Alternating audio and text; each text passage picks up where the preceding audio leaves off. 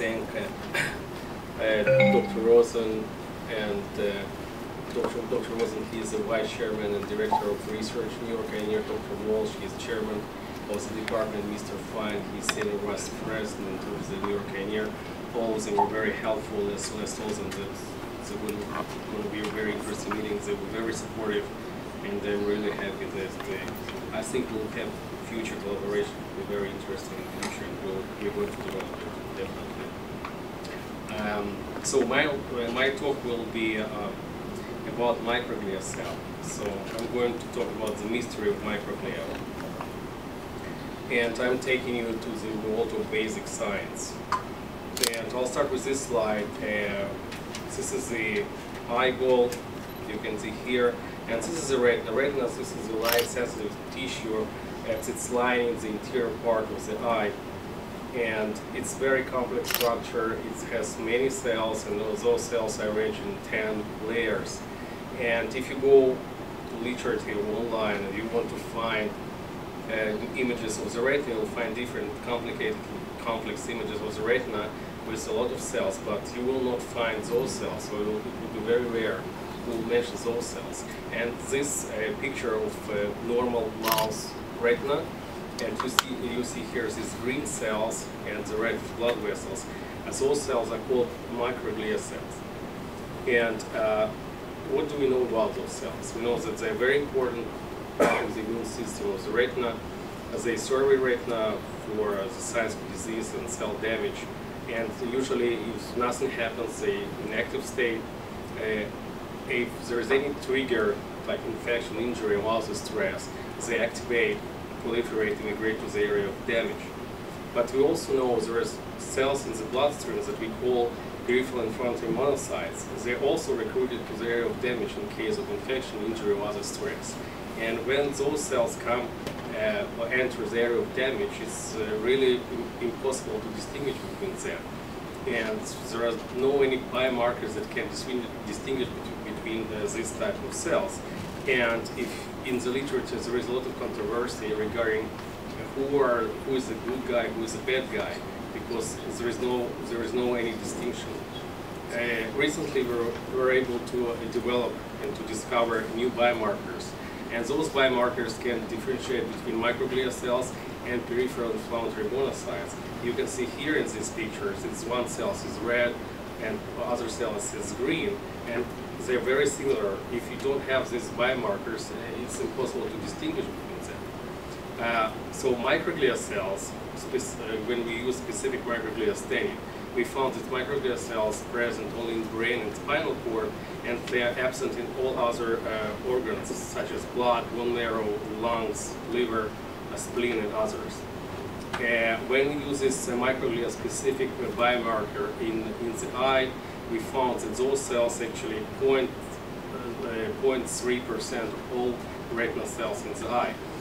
But you can see here that they're pretty big cells, and they're usually located in the inner retina, and specifically in inner plexiform layer. And it's very important because I'll talk about it at the end of my presentation why it's important.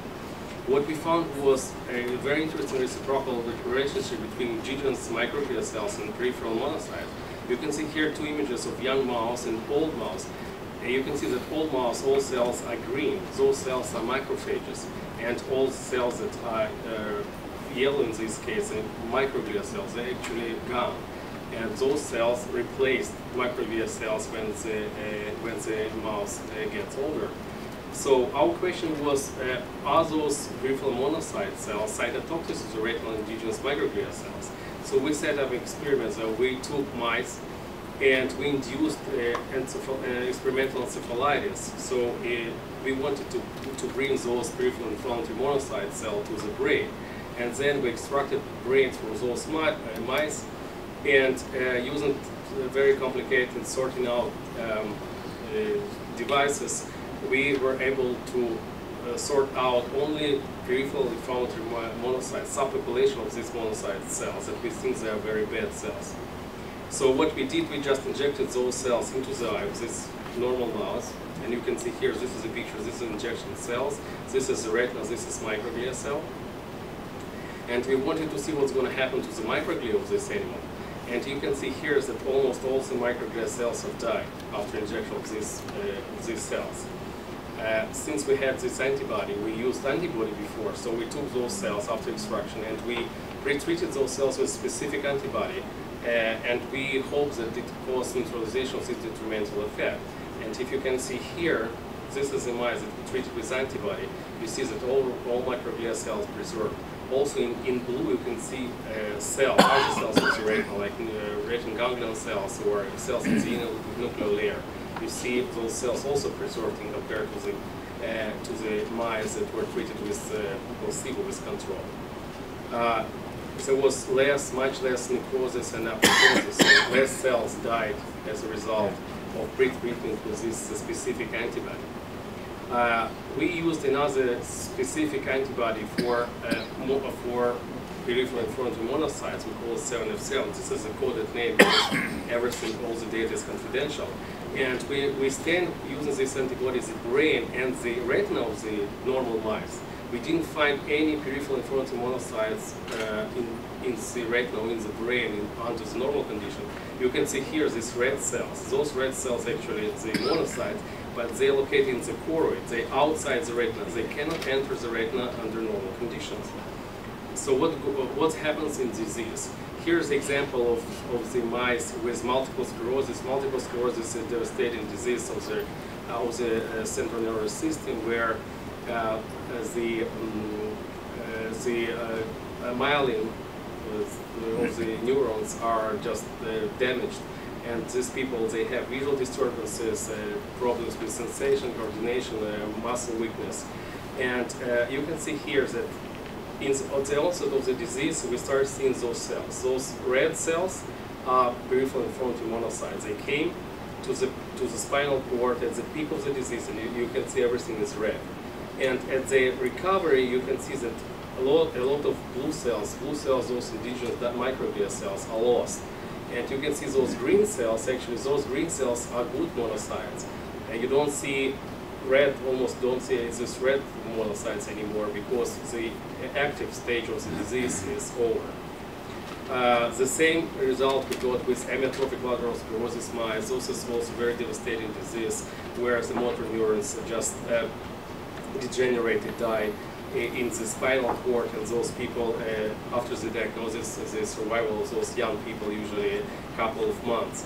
You can see here at the peak of the disease, the spinal cord of those mice is red, and you don't see these green motor neurons. So there is a great loss of motor neurons as a result of invading of those peripheral inflammatory monocyte cells. This is the eye.